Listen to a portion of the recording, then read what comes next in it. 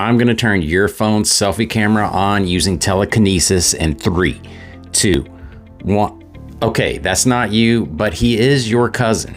Your very distant cousin. So distant that they don't even really know where to put him on the family tree. He's Homo Naledi, and he lived alongside of us as recently as 200,000 years ago. But we've only known that he's existed for about 10 years.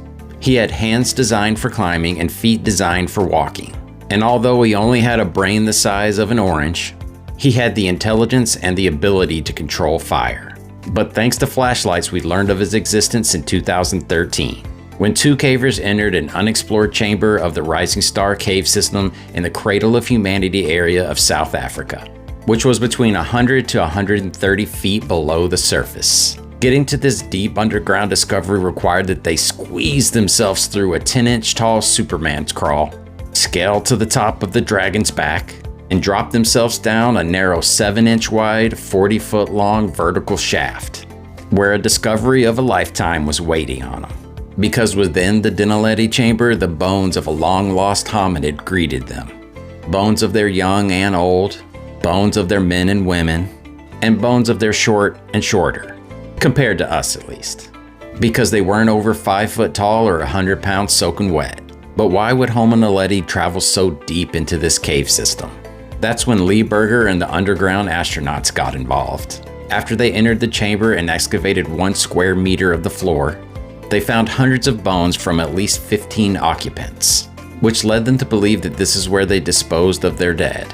But after Dr. Berger simply looked up, they realized that they used the cave system for more than just burials, because he saw soot on the ceiling of the cave.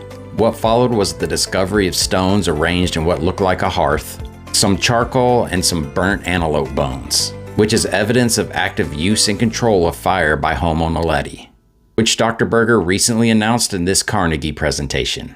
But apparently there's still more to come, because Dr. Berger recently tweeted that he's sitting on a terrible, shameful secret about the cave.